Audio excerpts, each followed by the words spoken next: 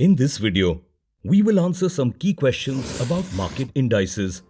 First, what are stock market indices and why is it important for you as an investor to understand them?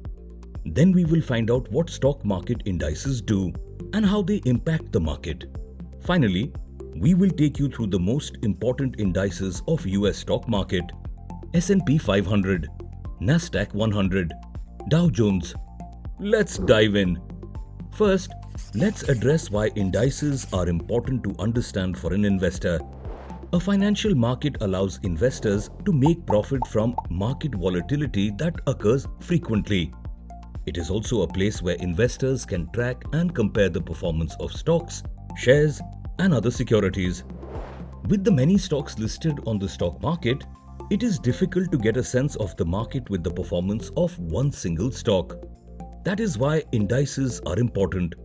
Investors can get an overall picture of the performance of stocks in a particular sector or economy by using market indices. These indices help investors stay informed of how the stock in the index perform and therefore help them determine whether they should make an investment.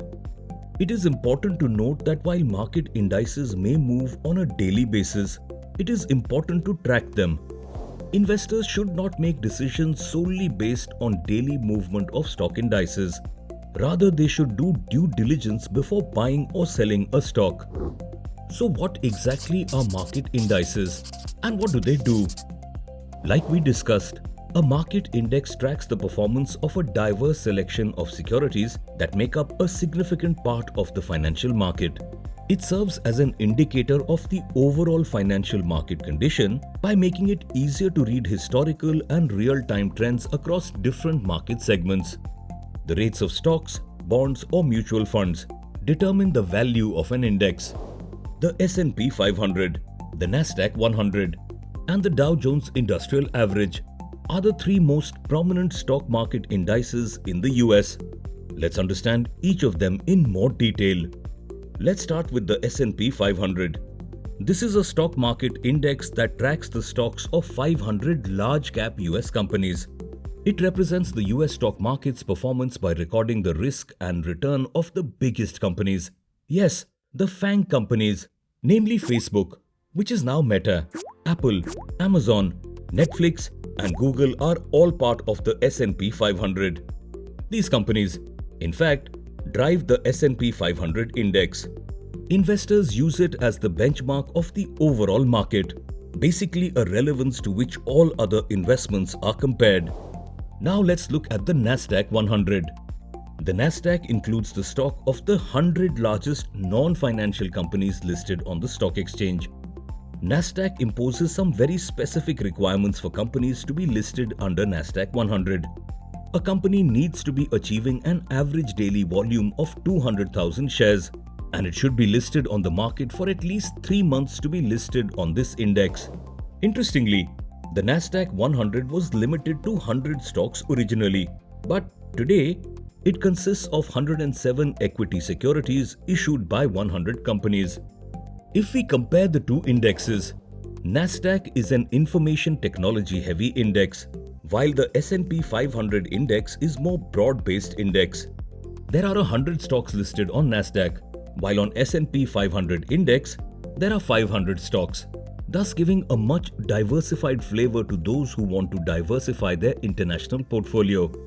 Further, there are large and mid-cap stocks listed on Nasdaq, while S&P 500 index has only large-cap stocks. DJIA stands for Dow Jones Industrial Average, which is commonly referred to as the Dow Jones Index. The Dow Jones Index only includes 30 companies. It is one of the oldest indexes in the US market and is over 120 years old. The primary purpose of the DJIA is to track and reflect the average performance of the 30 major US industries. Companies like American Express, Nike, and Coca-Cola are part of the Dow. How are these indices different from one another? While the basic mission of these three market measures is similar, the way they go about the task is very different. And for that reason, all three measures can give you a completely different take on how stocks are doing. The first difference is the calculation methodology. The Dow Jones Industrial Average assigns a greater weight to stocks with the highest per share price. That means that IBM, trading for nearly $200 a share, has a much greater weightage than Bank of America, which trades for less than $10 a share. The S&P 500 index is calculated based on two key factors: the market cap and the market float of shares. The index is primarily weighed by the first factor, which is the market cap. This means that the large companies like Apple and Google have more weightage. As the companies grow in size, the index is driven more and more by their market cap than the rest of the stocks. Interestingly, FANG companies make up about 19% of the S&P 500, which is a staggering figure considering the S&P 500 is generally viewed as a proxy for the United States economy as a whole. The second factor is the market float. This is calculated based on the number of free float shares and not the total shares. Free float shares are those that are publicly traded versus total shares, which also include shares held privately by insiders.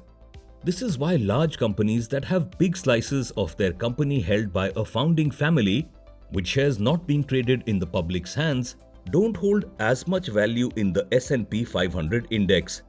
The Nasdaq 100 index, lastly, is weighed based on market cap as well. This means the companies with the greatest total market cap hold the most weightage in the Nasdaq.